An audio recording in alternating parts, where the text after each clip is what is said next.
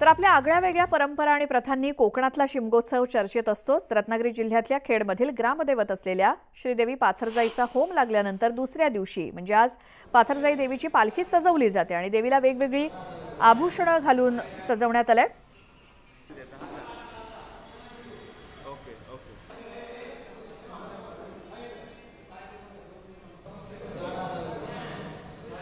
शिमग्याचे 5ही दिवस ही पालखी सजवून आपल्या भक्तांच्या भेटीसाठी बाहेर पडते आणि याच पालखी सजावटीची ही दृश्य आहेत।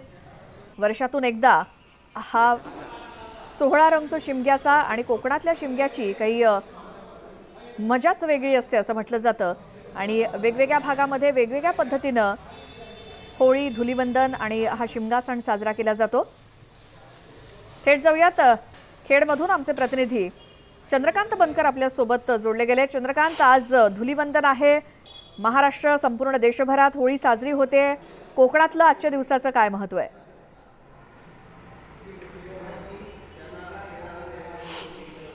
हो नक्कीच, कारण काल हुताशनी पौर्णिमा झाली आणि खेडचं जे ग्रामदैवत आहे, रत्नागिरी जिल्ह्यातले सर्वात मानाचं देवस्थान आहे, देवी पाथरजाईचा होम लागला आणि होम लागल्यानंतर दुसऱ्या दिवशी या ठिकाणी खऱ्या अर्थाने शिमगोत्सवाला सुरुवात झालेली आहे।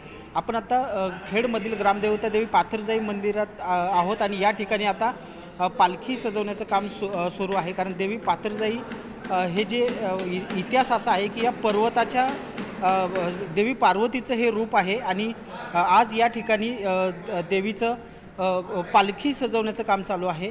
आपण बघू शकतो की या ठिकाणी या देवीचं जे पालखीला सजवलं जातं आणि नंतर संध्याकाळी 4 वाजण्याच्या दरम्यान या ठिकाणी या देवीला सहानेवरती दिलं जातं आणि हजारो लाखो भाविक जे आहेत हे या ठिकाणी देवीच्या दर्शनासाठी सहानेवरती येतात।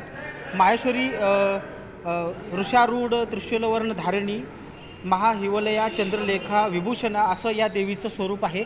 आपण बघतोय की हे जे खऱ्याखुऱ्या सोन्याच्या दागिन्यांनी या ठिकाणी या देवीला मडवलं जातं, सजवलं जातं। त्याच प्रकारे या देवीचं जे मनमोहक रूप आहे ते देखील या ठिकाणी आपल्याला पाहायला मिळते। आता या देवीला दागिने चढवण्याचं काम जे आहे सुरू आहे आणि हा जो नजारा असतो हा एक नयनरम्य आणि भक्तिभावाने या ठिकाणी लोक जे आहेत हे या ठिकाणी येतात। आपण बघतोय की या देवीला चांदीचं जे कळस आहे तो या ठिकाणी आपण बघतोय की तो साफ केला जातोय।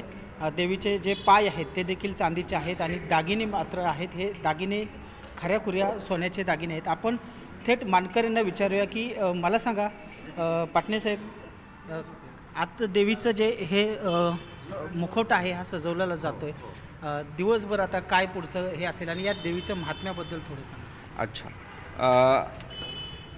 खेड शहरातील श्रीदेवी पाथरजाई मातेचा शिमगा उत्सव काल होम लागल्यापासून सुरुवात झालेला आहे। आता आपण पालखी सजवण्याचं कार्य करत आहोत।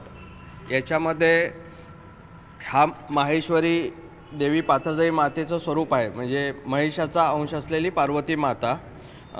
आणि आज सहाण भरण्याचा कार्यक्रम संध्याकाळी 4:30 वाजता सुरू होईल आणि त्यानंतर सहाणेवरती पालखी सर्व मानकरी जमतील इथे आणि पूर्ण वाजत गाजत आम्ही तिथे सहाणेवरती देवीला पालखीला घेऊन जात असतो आणि त्यानंतर पूर्ण परिसरामध्ये आजपासून पंचमीपर्यंत पालखी उत्सव साजरा केला जातो। सर्व शहरामध्ये प्रत्येक परिसरामध्ये मानकऱ्यांच्या घरामध्ये पालखी दर्शनासाठी घेऊन जातो आम्ही सगळेजण। या वर्षीचा जो मान आहे तो विनोद श्रीधर पाटणे यांचा मान आहे आणि आम्ही 8 पाटणे आहोत ह्या खेड शहरामध्ये, 2 चिखले आणि महाजन अशा मानकरी परिवारामध्ये ह्या 8 पाटण्यांच्या घराण्यामध्ये शिमगा ते दसरा आणि दसरा ते शिमगा असं 6 महिने हे जे रूप आहे हे पिढ्यानपिढ्या वर्षानुवर्ष हे रूप सजवलं जातं आणि हे आमच्या घरी 6 महिने असतं आणि पूजलं जातं। बाकी मूळ स्वरूप जे आहे मंदिराचं ते इथे देवीचं आपण पाहता अशा पद्धतीने हा शिमगा उत्सव साजरा होईल आणि पंचमीच्या दिवशी पालखी सीमा सोडवण्याचा एक मोठा कार्यक्रम ह्या शहरामध्ये होतो। तर अशा पद्धतीने शिमगा उत्सव आनंदामध्ये आम्ही साजरा करत असतो। आपण बघतोय की या ठिकाणी हे जे दागिने आहेत हे सोन्याचे आहेत, बनवलेले आहेत. हे अत्यंत प्राचीन असे काही दागिने आहेत, काही नवीन बनवलेले आहेत. आणि यावेळचे जे मानकरी आहेत हे विनोद पाटणे म्हणून आहेत. आणि या बाजूला जर आपण पाहिलं तर ही पालखी आहे पुढील काही 5 दिवस बरं म्हणजे चंद्रकांत, रंगपंचमीपर्यंत, ज्या शिंपणं म्हणतात तोपर्यंत ही पालखी आहे. या पालखीमध्येच या देवीला बसवून भक्तांच्या भेटीला नेलं जातं. आणि हा जो सोहळा आहे हे एक अत्यंत भक्तिमय म्हणजे कोकणातील हा एक उत्सव असतो की देवी भक्तांच्या भेटीसाठी त्यांच्या घरोघरी जाते. आणि हा एक अत्यंत भक्तिपूर्ण असा एक वातावरण आपल्याला चंद्रकांत, पाहायला या सगळ्या माहितीसाठी धन्यवाद.